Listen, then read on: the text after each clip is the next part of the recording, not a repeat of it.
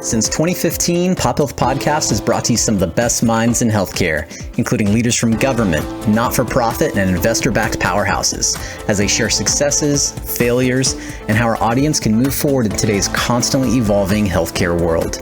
Thank you for joining us for today's episode presented by 24 Hour Home Care. Hello, everyone, and welcome to another episode of Pop Health Podcast. I'm Gavin Ward, host of Pop Health Podcast. In today's episode, I had the opportunity to sit down with Leza Coleman, who serves as a legislative director for the California Commission on Aging, an organization that advocates for older adults. And what I learned today is older adults can be considered often about 60 years old and above, but they try not to, focus just on that number. In today's episode, we look at 3 different areas of focus for the commission that Leza will go over, which includes behavioral health, housing and homelessness, and workforce development. We also learn about an assembly bill and state bill that is being advocated for by the commission that will really help ensure older adults have access and play a part in the decision-making process of laws and initiatives to basically ensuring older adults have a great place to live and serve here in California. We hope you enjoyed today's episode. Feel free to check out other episodes of Pop Health Podcast by visiting us at pophealthpodcast.com, checking us out on our YouTube channel, or listening to us wherever you listen to your podcasts. Thanks, everybody. Enjoy today's episode. Hi, Leza. Thanks so much for joining the show today. Hey, Kevin. Thanks for inviting me. Absolutely. It's a pleasure. So, folks, I had the opportunity to meet Leza at what's called the CCOA conference, which is an association representing California's area agencies on aging and older adult population, and heard some of the things that her organization is advocating for and supporting. And that'd be great to have her on and to share with us what's happening here in California. So, Leza, before we jump in to your role, let's talk about yourself outside of the workplace. We like to get to know our guests and some fun facts. So maybe something surprising about yourself outside, preferably of the workplace, if possible. I love to make costumes. I have 2 granddaughters, and a 4-year-old granddaughter and a 2-year-old granddaughter, and they love dressing up. And so I make all sorts of kinds of costumes, lion costumes, working on a bunny costume, princess costumes, mermaid costumes. I like to sew, and, being a grandma is kind of fun that way. I do a lot of, they call them, this I think is interesting. When I worked in a facility, when we would make these, they were called fidget blankets, and they were blankets that would keep older adults calmer, right? Okay. Things that they could fidget with. But when you make the exact same product for a toddler or a preschooler, that's called a busy book. Busy book. Doesn't a busy book sound so much nicer than a fidget blanket? Yeah, it does. Mm-hmm. Yeah. So that's one of the things that I like to do. All right. Awesome. Well, let's get to know a little bit about your background. Tell us where you grew up, and maybe, give us the journey into how you ultimately got into serving older adults. Okay, well, the journey, my folks moved around a bit. So Oregon, Indiana, California. I've been married for going on 38 years. Awesome. So for 38 years now, we've been based in the Sacramento area, either downtown, Elk Grove, and now in Roseville. So I really consider, 38 years, that's the bulk of my life. And I would say the bulk of my life has been in the Sacramento area. And as far as how did I get into older adults, it was really, I just don't like crying babies. I participated in church, and it was like, well, you're a woman and you're in leadership, so that means you're going to work with the babies. No, that's not what that means. If you ever see me holding a baby, Gavin, outside of my grandchildren, it's because I'm trying to care for the mother. I'm trying to give her a break, not because I crave holding a baby, but, we won't tell them that. But anyway, so I think I've always just liked older adults. I think part of it comes from my faith. I have lived a very blessed life. So when I talk about, just my faith, if I talk about how I think God is good, well, okay, you've been married for a long time. You have healthy children, healthy grandchildren. Sure, God is good to you. But when I'm standing next to someone who's in their 80s or 90s and their hands are crippled with arthritis, and maybe they've buried a spouse or a loved one, or, the doctors have taken away their driver's license or their ability to be independent, when that person stands up and says that the Lord is good, their testimony is beyond reproach. And I think it was that ability as an older adult to overcome challenges, to continue to find good in life, that was really appealing to me, because I kind of struggle with that. I tend to see the glass as half empty. And so being around people that have gone through challenges, they help me to understand that life is good, that nobody gets out of it without some challenges, and yet there's still a lot of good in life. And so that's really what drew me to this field. I went to school. I got my degree in communication studies, and I took a gerontology class as a general ed. Okay. And I learned about the long-term care ombudsman program. And I just loved this idea of a person who was walking Google, to know what the rules are and to help people, not by doing it for them, but just telling them what the rules are. Yeah. I always feel like when I know what's expected of me, I enjoy the process better. I feel more confident about myself and the choices that I'm making. Mm-hmm. And so I really appreciate that about the Ombudsman program.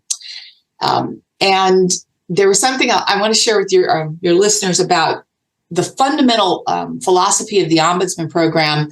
Is it's about expressed wish advocacy as opposed to best interest advocacy. So I really want to hone in on this, because I know a lot of your listeners are professionals. Yeah. They talk in terms of doing what's in people's best interest. And I get that. Doctors, nurses, parents, children, they want what's in a person's best interest. But I don't have to live my life based on my best interest. I get to live my life based on my expressed wish. I mean, if it was in my best interest, I'd exercise more, I'd drink less, I'd have more in my savings account. But as long as I'm not breaking laws, as long as I'm not hurting myself, obviously, or hurting others, I get to live by my choices. And as an ombudsman, that was the big deal, and I really liked working with 85-year-olds that had diabetes, and they wanted the cupcake. Yeah. If you understand the consequences, let's figure out how you can get that cupcake. Maybe you don't get the whole cupcake. Maybe you don't get a cupcake with a lot of frosting. Maybe you have to have it before lunch. Let's figure this out, but let's empower people. And so that was the ombudsman world. And I think that's where the love of advocacy really came from. And that's just kind of where the career came. All right, awesome. So you're serving as the legislative director today. Yes. So tell us, legislative director, what does that mean exactly for the commission? Well, the story about the little boy that throws starfish back into the ocean, and the old man's like, you can't save them all, and the boy says, well, I saved one. Yep. When I was an ombudsman and I helped a family or I helped a person, I was throwing one fish back. And then I was the marketing director. I opened a large assisted living facility in Elk Grove. And so there we had 100 rooms. And so I was helping a larger group. So I kind of thought I had an armful of starfish that I was helping at a time.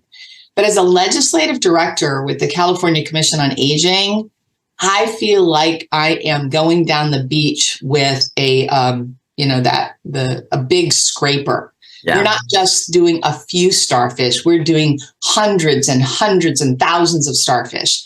Because as a legislative director, the commission's role is to act as the people's advocate. That it's actually in statute that the Commission on Aging will advise the governor, the legislature, departments, both state and federal, on all issues impacting older adults.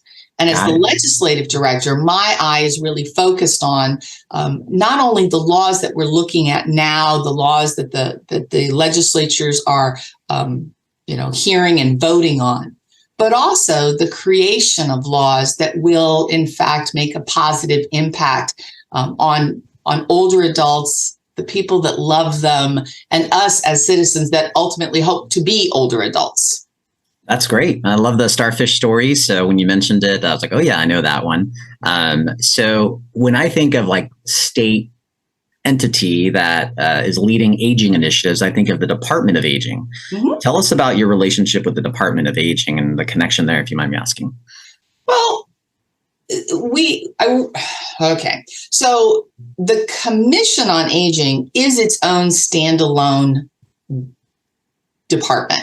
Okay.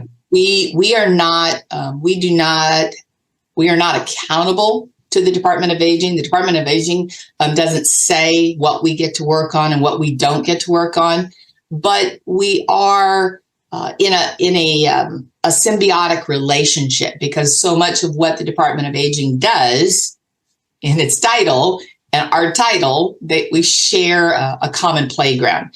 And so we work really closely with the Department of Aging, but the Commission on Aging is a standalone entity.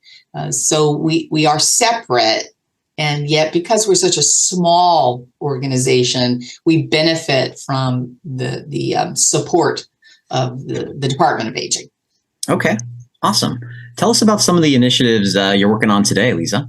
Well, the Commission on Aging, we have 18 commissioners. They're appointed by the governor, by senior legislature on both the Assembly and the Senate side.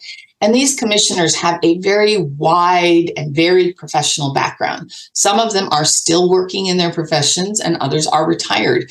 We have commissioners with experience in the medical field, as practitioners, as healthcare organization executives. We have legislatures, retired legislators, people that have worked within the Capitol. We have housing, we have education, we have behavioral health. So all of these commissioners have various passions that they want to push forward. It's why they were appointed in the first place. And so we had the hard task of trying to narrow it down. What were we going to focus on? And so for the last 2 years, we've had 3 broad policies. So the first is behavioral health.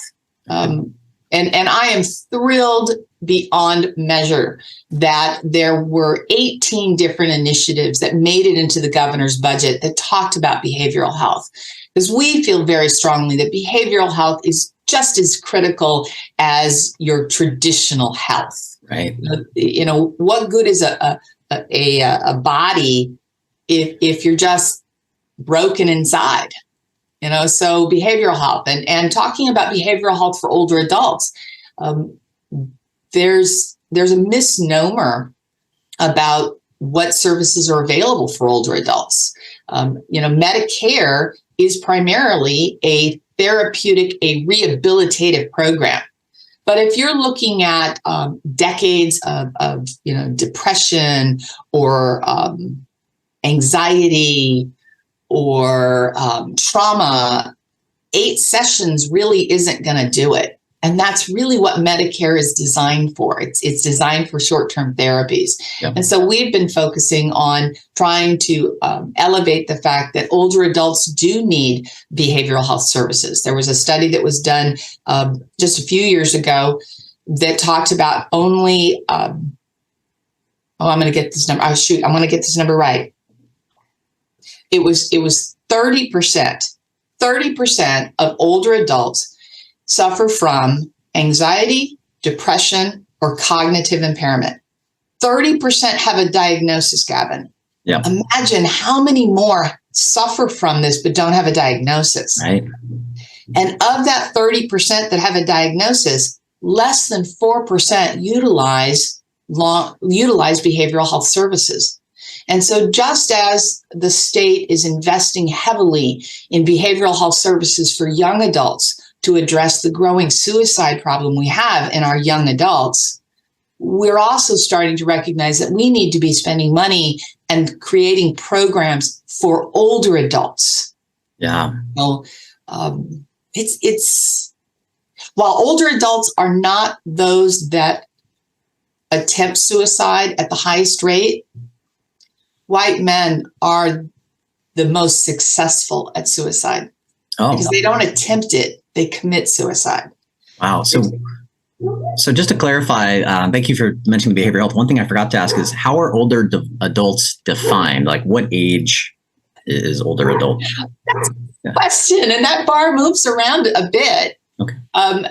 Historically, it's been 65 and older, but recently the age was brought down to 60 for adult protective services. Okay. And it can be considered as low as 55. A lot of it has to do with health, because you could be 55 and have the health conditions of an 80-year-old, and you could be 85 and have very good health. And so you wouldn't necessarily need older adult services that are historically considered for an 85-year-old. So for the Commission on Aging, we really kind of have, I try really hard not to get pinned into that number too much, but in general, 60 and above is kind of that mark. But it really has more to do with health. Yeah, no, that makes sense. So forgive me. So we were talking about behavioral health. I believe so behavioral health. So that's one of our big priorities, is focusing on behavioral health, and very excited about how the state has added a lot more for behavioral health. Our second is workforce development. And I think your listeners will have heard a lot about workforce development. Oh, yeah. But we look at it both workforce development,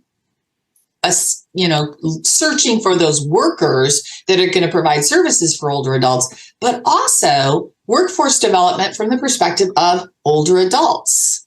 I mean, we have a lot of older adults that we need to figure out how to keep them in the workplace. Yeah. If you look at the data really lumps 65 and older together. And that's not really fair, because at 65, there are a lot of people that are still happy to be working. Yeah. There are people that are in their 80s that are still working. But to lump that whole 30-year lifespan together is probably not helpful. And so we're working really hard to try and piece out what can we do to help older adults that maybe want to stay in the workforce but don't want to do the same work, or physically are not able to do that work, or older adults that have left the workplace and now realize that their retirement is not meeting their needs. And so they need to resume going back into the workforce. So how can we help transition them back into the workforce? I won't say that, COVID was really hard on our age group, So it feels wrong to say silver linings, but I say a tin lining of COVID was this whole idea of remote work. And that I don't have to actually go into an office to be productive. And so from an employer's perspective, they, in the past, were probably, why would you hire someone for 10 hours a week? Right. It's really not worth it to the worker to have to commute in for a 2-hour day. But if I'm working from home and you don't have to have real estate as far as a land, you don't have to have a desk set up for me. You don't have to have a computer station and a landline in the office set up for me. And if I don't have to go to the effort of commuting in and putting in just 2 hours, maybe I can continue to contribute, but do it remotely. Yeah. And so I think that there's going to be a lot of opportunity for our older adults to continue in the workforce longer, by recognizing that, what you and I are doing right now is of value, and we're not in the same room. Exactly. That's cool. I didn't think of it that way. But yeah, makes sense. Mm-hmm. So that's workforce development. So we got behavioral health, workforce development, and the next one is housing and homelessness. Yep. It is, I think, truly a very sad testament that the fastest growing segment of homeless for the first time, so those that have never been homeless before, but now in their 50s, find themselves sliding into poverty. The fastest growing segment of the homeless population for the first time in California are those over 50. And I want to focus on that. That's kind of my bully pulpit, is people slide into poverty. And so I shared this story, and I have my mother's permission to share the story, Gavin. My mom was living in an independent apartment complex in Eugene, Oregon. And, she had retired from working at Sears, and I'm busy having kids in Elk Grove, and I'm just doing my life. She's doing her life. We see each other on holidays. I call her. It's good. It's just kind of a normal mother-daughter relationship, and I think she's doing fine. And I get a phone call from my aunt, and my aunt was on hospice at the time, and she was like, Leza, I just need to let you know your mom has less than $1,000 a month, and she's going in the hole. She's charging a lot. And I'm like, what are you talking about? She's got Social Security. She's got a retirement from Sears. Well, my mom only worked part-time, and she has the lowest allocation from Social Security. And her pension from Sears, again, she only worked part-time, and she never contributed to it. Wow. So it's $50 a month. Oh, wow. So when you take Social Security at the Security and about $80 a month from her Sears pension, so I call my mom up and I'm like, let's talk about this. And she just broke down into tears. She had almost $10,000 worth of consumer debt, credit card debt, and not a single dollar of that was frivolous, Gavin. It was a broken tooth. It was car registration. It was new tires. It was medication because it's the end of the month and she's out of money. We had to make some choices. And what made sense in our family was for my mom to come and live with us. And so we call it assisted living.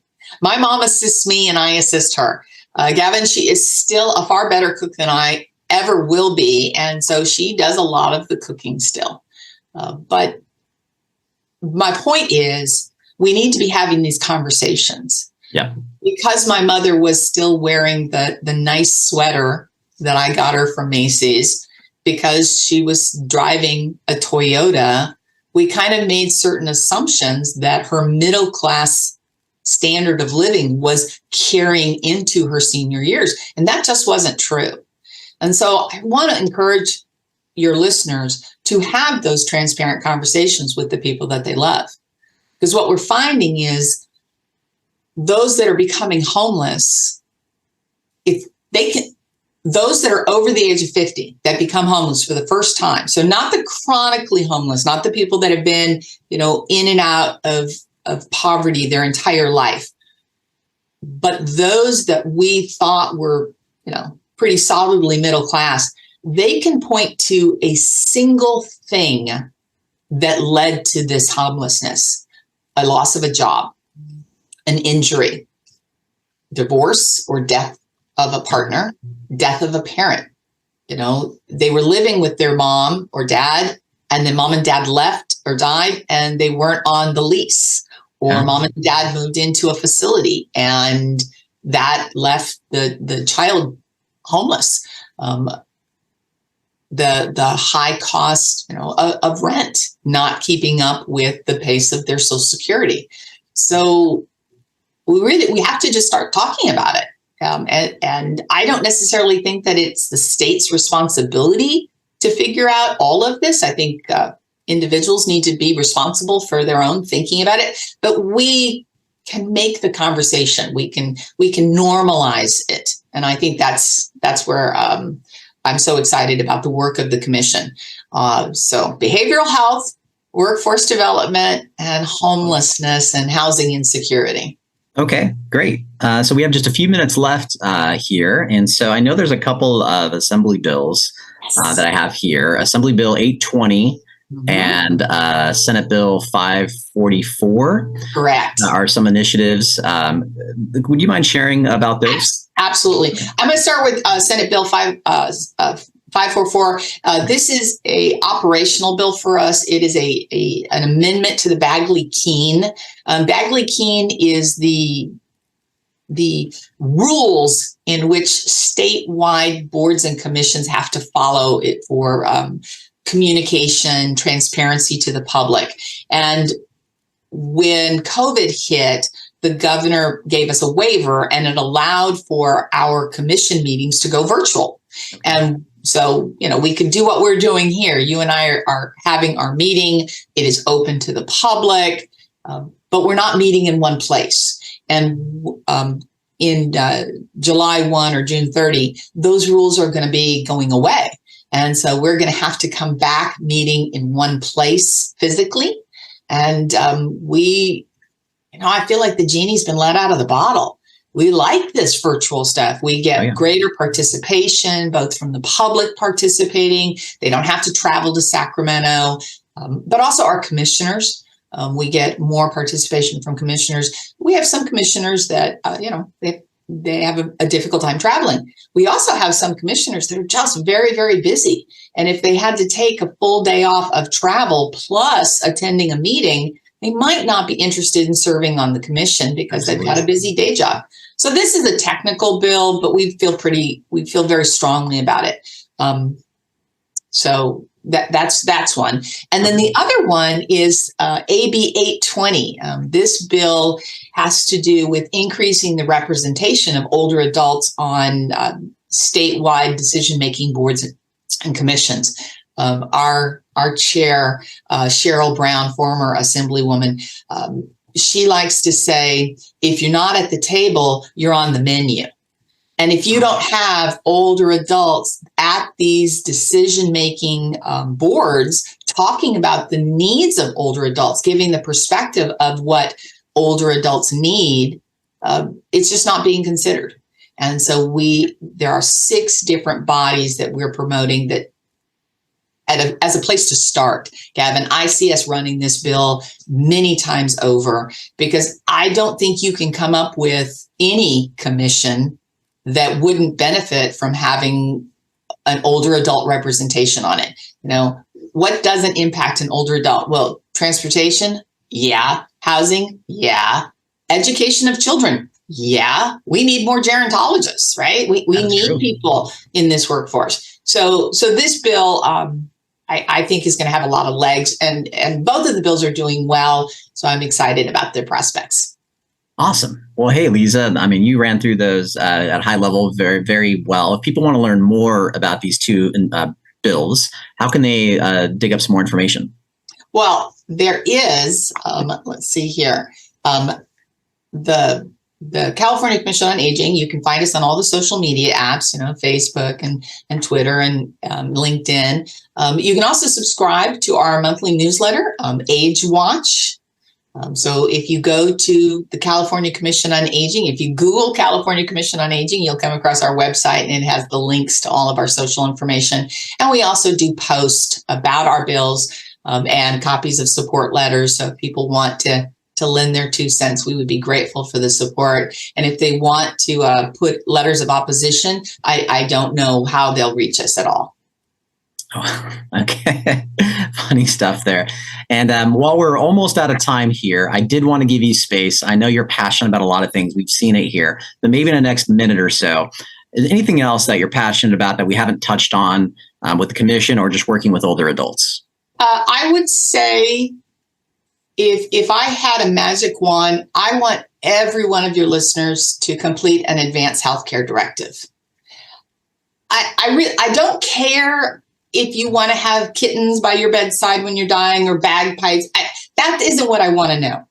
But everyone needs to have the hard conversation of who is going to speak for you when you can't speak for yourself. And what do you want how do you see yourself dying? There was just an article I was just reading, and it was talking about almost 20% of the people in the ICU end up with treatment that really isn't beneficial to a quality of life. It's just that the mechanism has started. Yeah. And once we get going, we just, we can do this and we can do this and we can do this. And because you don't have a document that says this is the line in the sand, I don't want any more after this point, the medical system just keeps churning forward. So that would be the thing I would ask. Everyone needs an advanced healthcare directive. My family jokes about it. I don't bring pie out at Thanksgiving until I can confirm that everybody has an advanced healthcare directive and they've talked about it with their responsible parties, because there's nothing worse than discovering you are a person's person after the fact. Oh, yeah. You want to know about it in advance. And so the way I do that is I have to send your cell phone a copy of my advanced healthcare directive. And that way, as my responsible party, Gavin, you've got it in your phone. So if I ever am hospitalized, you can send that as a text message. You've got it, and you've got all my notes, so you can reference it back. Even if you're sad, you have my words in your cell phone that affirm this is what I want, Gavin. And so I would encourage all of your listeners, don't make it into a big deal. Just fill the form out. And then every time you get your driver's license renewed, renew your advanced healthcare directive, because the person that you picked when you were in your 20s may be very different than the person you pick in your 40s. Yeah. And the decisions of what makes a quality of life is going to change as you grow older. And so an advanced healthcare directive shouldn't be something that you just consider a one and done. It is a living document. Well said. Well, Leza, really appreciate you joining the show today and sharing your passion. It was great to meet you last month at the C4A conference. So again, shout out to that organization. Folks, again, feel free to Google California Commission on Aging to find out all their socials, their website, et cetera, and learn more details about what we discussed today. Leza, thanks again for joining the show today. You're very welcome. Thank you, Evan. Have a great day. You too. Thanks everyone for tuning in to another episode of Pop Health Podcast. We hope you've enjoyed today's episode, and if you have and want to check out other episodes, visit us at pophealthpodcast.com, iTunes or Apple Music, Spotify, Stitcher, and now YouTube as well. Take care.